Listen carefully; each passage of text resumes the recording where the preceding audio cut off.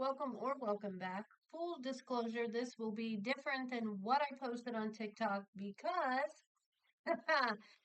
the sound was completely off when I did this video the first time where I recorded the first part of it together. So now I'm going to redo it for here, but that's fine. So we've been talking about planetary magic, and today is Saturday. It belongs to Saturn. The wheel of the stars go forth with seven wheels of seven planets. Traditional planetary stuff, magic has to do with the seven original planets: the Sun, Moon, Mercury, Venus, Mars, Jupiter, and what we're talking about today, Saturn. When you do planetary magic, you are bringing the force, the power, the energy to Earth to enhance your practice. So you are then living as above, so below. Now, it can be on a scale as far as what you wear. Excuse the background noise. My husband is wrestling with the kids. It can be on a scale as far as what you wear, what crystals, and we're going to talk about all of that.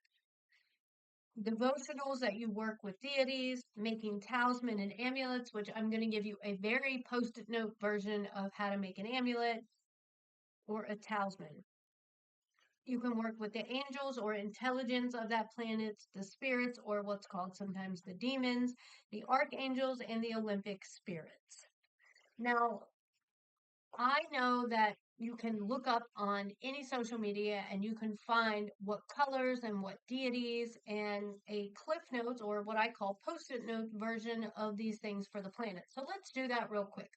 For Saturn, the traditional colors are black for absorbing negative energy, dark purple for wisdom, enhancing knowledge on a bigger scale, dark blue and gray for neutral, also higher thinking, and brown for stability.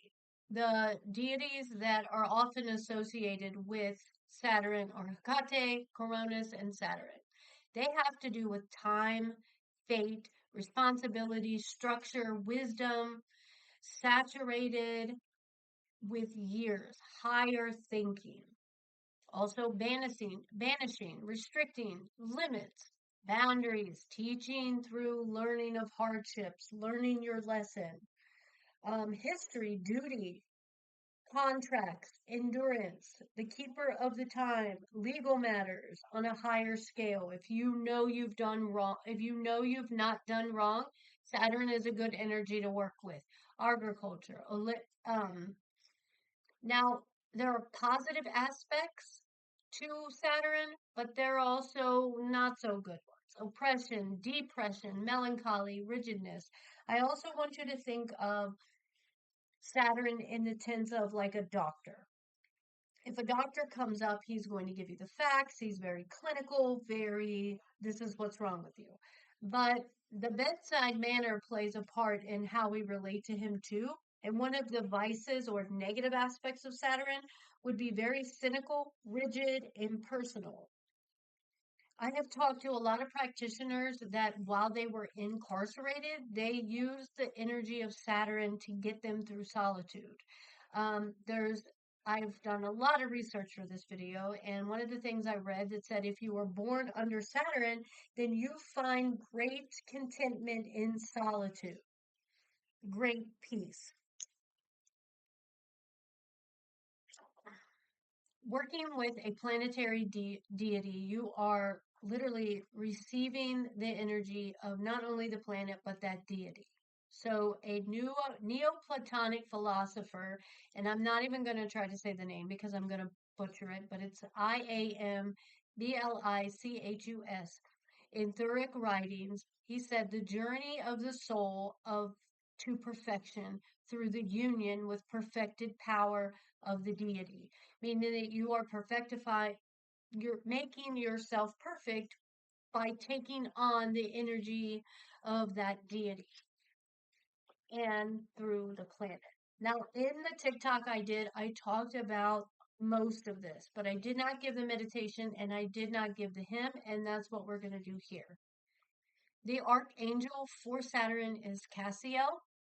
The intelligent or angel, which brings on the positive properties of Saturn, is Agel. And the spirit or demon, some refer to it as, or bring on the raw energy or vices, would be Zazel. Again, the vices are oppression, depression, melancholy, being very rigid and impersonal, harsh, death, new limits. It has to do with the elderly, old age. It is tied to the earth. So a lot of people that are earth signs are very mundane and practical. They need proof. Show me the proof of what you're doing. So I know that that can be kind of hard sometimes for people to move past the mundane. But if you can take the things that you learn about Saturn on the mundane plane and turn them into how you would use them in the magical plane, then it can make your practice very potent. Here's an example. If you start studying about the rings of Saturn. The rings of Saturn are made of water and ice and rock particles or moons that were destroyed by the force of Saturn, the tidal force. So, if you put that in the concept of the magical world, then you're going to set up extreme protective barriers for your practice working with Saturn because there's extra shields and barriers that that energy would have to go through to get to you. Also, when you understand that when you're sending something to someone, that would be a good way to where you can, in your mind, imagine that you're breaking down barriers of protection in that person if they've done something. And this is where you would call on the spirit for the vices to send somebody these things that are not so nice if it comes to that. I always say that, that should be a last resort. You should try all the mundane things first. Disclaimer. It would also be a very good protection for betrayal or breaking contracts because Saturn is all about integrity, duty, responsibilities, and doing what you're supposed to do. So this would be good in a new relationship that you want to take to the next level. This is not a debate about love magic or love spells. This is a debate about, or not a debate, rather. This is my opinion. Take it or leave it. I say anything on the occult is like a buffet and you hold a plate before you. If it doesn't resonate with you, leave it on the table. But if you're in a relationship and you're wanting to take it to the next level, then maybe you would do some kind of working to where you guys would be upfront and honest with each other about where the relationship is going. A petition type of spell.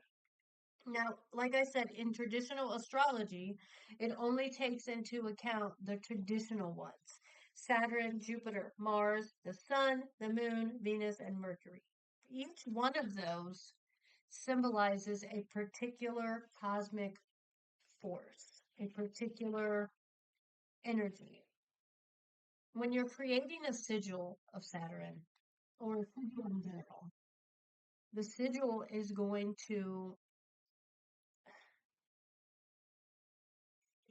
create through art. And I really liked how I wrote it down, so I wanted to say it exactly how I said it. It's an original artistic creation produced by and embracing a phrase that expresses a magical intention. It's elaborating that phrase, that expression, that intention. Now, when I make a sigil that has to do with the planets, this is just a little bit of my practice. I add elements of the elements. So for Saturn, you would take the element that it corresponds with, Earth, because it's more of stability, rules, mundane. So it's in the direction of north.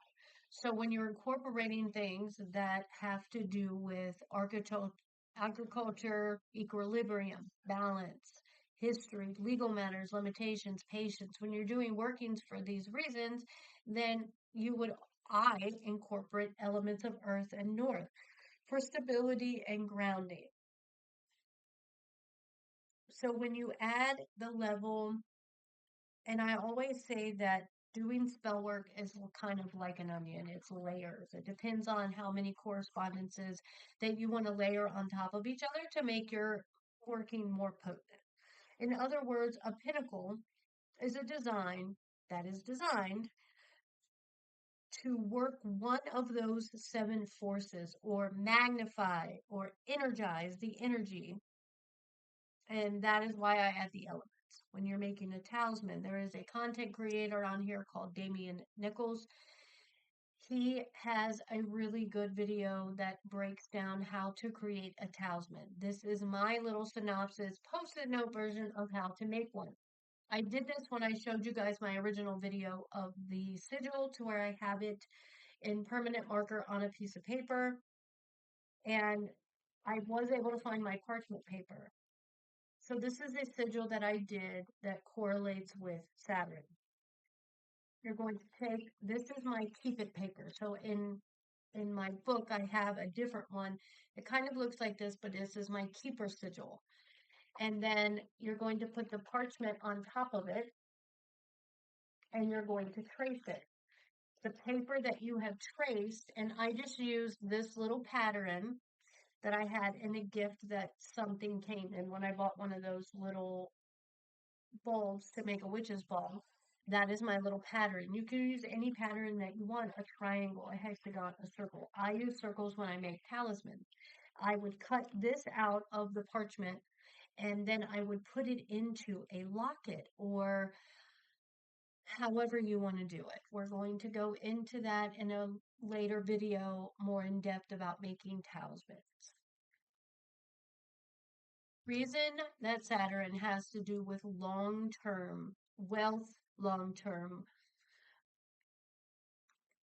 protection, long and strong term, is because you have to read the history of Saturn.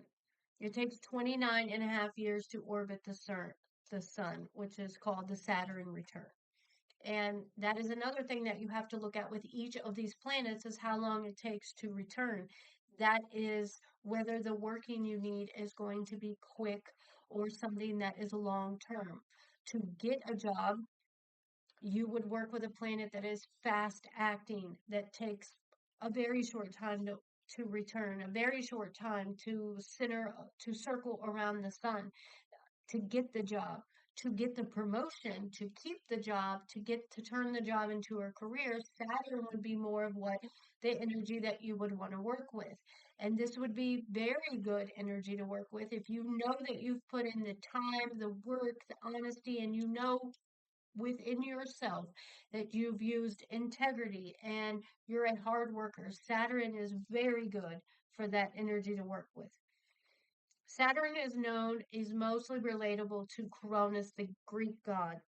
He's known as the sower. Raise and depress the thoughts of men. Now, when I read the history of these planets, I think automatically, this is why I take so many notes, how I can use this in my practice, knowing that Saturn is known for to raise or depress the thoughts. Do I need someone to forget something? Do I need them to remember that I've been a hard worker, that I deserve the promotion, that I deserve the raise? Do I want my partner to remember that we were in love at one time, or do I want them to forget that? These are all things and aspects that you have to answer for your own self in your own personal life and practice. Again, it's the buffet of the occult world. And someone will always agree and someone will always disagree with what you believe and how you practice, hence the law of three. Not everybody practices that, but that's for a whole nother video. He is known for preservation and destruction.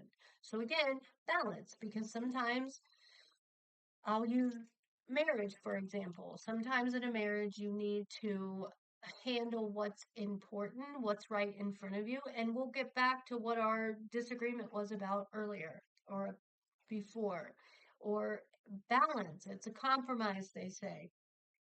So sometimes if you are feeling blah or just kind of tired, you don't want to go on with your practice, but you have a desire to, that's where balance would come in, because for most of us, we want our practice to go on long term.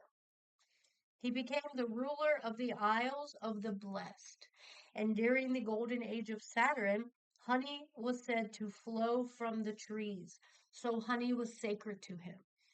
And he has been depicted on more than one image as riding a dragon. So when you're working with Saturn, you would maybe say the hymn that I'm going to tell you before you do the meditation that we're going to run through. Side note, I'm going to be starting a separate series to where I'm going to be doing meditation videos that you don't have to watch. You can listen to um, in the morning, in the afternoon, and then I'll have separate ones for in the evening and some for ritual or ceremonial magic. But that's to come. So when you're wanting to work with Saturn, examples of things that you could do to work with him, get an hourglass, even if it's the one out of your one of the kids' games that they don't play with, because he is all about time and fate. Put an hourglass on your altar. Honey is sacred to him. Fill a little jar up with honey, or put a spoon of honey or a container of honey on your altar. You can make a spell jar for Saturn and use, again, honey in it.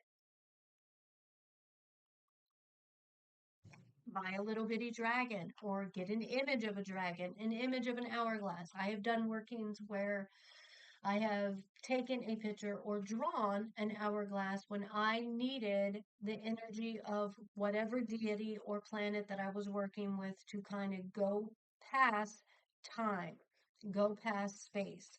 I needed either more time or I needed things to move quicker. These are all just examples of things that you could do in your personal practice. To learn more about the rings of Saturn and the more mundane things, I will link in the description. There is a website called space.com, and they break down the mundane things about, not all of us loved science. So some of us remember right off about the rings of Saturn and what they're made of, the rocks and the ice and the water, but that's not the case for all of us. So if you're really just starting out with planetary magic, I would highly recommend that you investigate and study the mundane and see how it correlates with the magical. So go to space.com and I will link it along with Damien's video. I will link in the description below. Now, what I'm going to read from for you is called the Hymn of Saturn. I would recommend to change some of the words. I change most of the words depending on what the situation is, what the working is that I'm doing. Is it have to do with right now with it being around Yule? Yule hasn't officially started yet, but I've made crafts and things for them. I will be incorporating some of the energy of Saturn when I do my box. The box that I've seen people get a cauldron and they burn the 12 wishes. I've seen multiple people do this in multiple different ways, and I will be doing a video on that later on. But for mine, I put different intentions that I want to carry into the new year, and then I will be adding them to the box. After a certain period of time, I will be opening the box and taking them out and seeing what has come to fruition and what I still need to work on. But I will be using the energy of Saturn along with some of the other deities and planets for different workings and intentions that I'm putting into the box. Again, change the wording of this hymn, or you can use it exactly the way that it's written. Now, this is a hymn that I got from the Practical Planetary Magic book written by Sorita de Este and David Ronke. And they are esoteric authors, occult researchers, and magicians who bring their knowledge of the wisdom of ancient world into the modern age. They combine their knowledge of diverse range of occult subjects and their experience of different traditions to create new, fresh ritual material based on source of material research. Their work is firmly rooted in tradition while pushing the boundaries beyond the accepted status quo to expand the spectrum of available techniques and knowledge. Their book, their books have covered such subjects, tongue twister, as magic, mysteries, and gods and goddesses of ancient Egypt, Greece, Rome, Celtic, Britain, and Ireland, as well as the Kabbalah, ceremonial magic, angels, demons, and grimoires. So go check this book out. It's very, very good. That's not the only place I got my information from. I did a lot of research for Saturn because I didn't know as much as I wanted to. I love planetary magic. I think it's absolutely fun and it's very layered. So this is a particular hymn that comes from that book, and it's called Hymn to Saturn. There is a hymn to each and every planet. It says, "My words mighty Saturn do hear, Father of gods, whom all revere. Bless me with your wisdom, pure and strong. To you perfection and decrease belong. You consume all that has reached its time to die, and replace it with new growth you supply. Father of eternity, vast and divine, from your seeds, bud, branch, root, all things grow with and shoot. Lord of form and time and subtle mind, toward my words may your powers incline." Again, change it, make it personal. It doesn't have to sound like anyone else's. I don't like cookie cutter spells.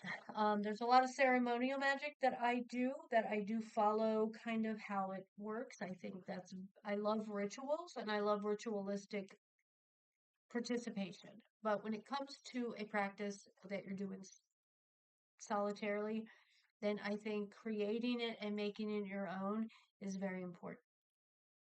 Thank you for watching. It doesn't matter that I had to redo it because I actually added a couple more things that I didn't get to add in there. Um, there is a lot to planetary magic, and I hope that this has inspired you to research some of it for yourself. Blessed be, I'm the Magical Mama, and I hope to see you back. Remember, the magic is within you.